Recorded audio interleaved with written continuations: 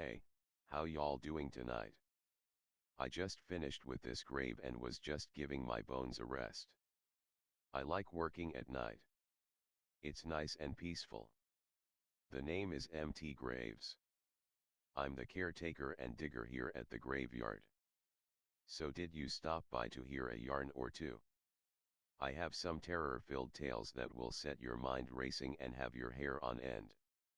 Well, find you a spot and get comfortable and I'll tell you a story that will keep you up at night, staring into the darkness wondering if you will be next.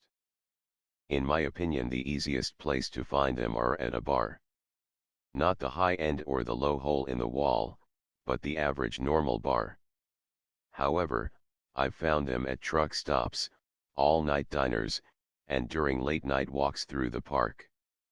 Tonight I just wanted easy. I sat down beside a middle-aged blonde woman in a halter top and ordered a beer. "Hey, can I ask you something?" The mature blonde turned her head, met my gaze with unfocused eyes. "Just an opinion really. My friend is really into this online psychic. Do you believe in psychics?" It's as simple as that. I had my fish hooked, now all I needed to do was reel and land her.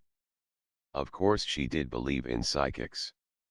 She believed in them very much.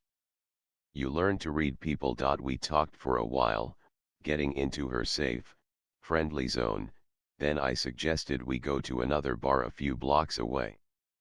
I like to get them out of their comfort zone. At the second bar, I got her a lot of her life story. That's important. I have to know who they are. She was a divorced mother of two grown kids, a girl 23, and a boy 21. She had a dead-end job as shift manager at a gas station.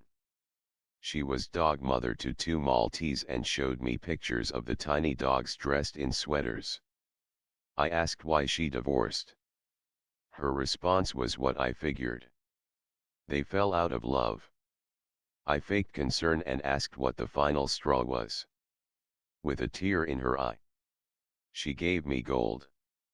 She came home from work on her birthday. Her wonderful hubby didn't even make it home that night. He was a drunk sack of humanity. He came home the next day, didn't even say he was sorry. Or happy birthday. Nothing. She laughed, but you could see the pain. I knew I had her. She leaned in close to me, exhaling boozy breath in my face, and asked if I wanted to see her apartment. I was in the home stretch. So, we went. We left the bar and stumbled together down the dark empty streets, laughing and leaning on one another. She was taking me to her place, her shabby little apartment where she lived with her tiny dogs. She unlocked the door and dropped her keys on a little table beside the door. I clamped my hand over her mouth and pulled her head back. My other hand brought up the knife, drew it across her throat as the tiny dogs leaped and barked around our ankles.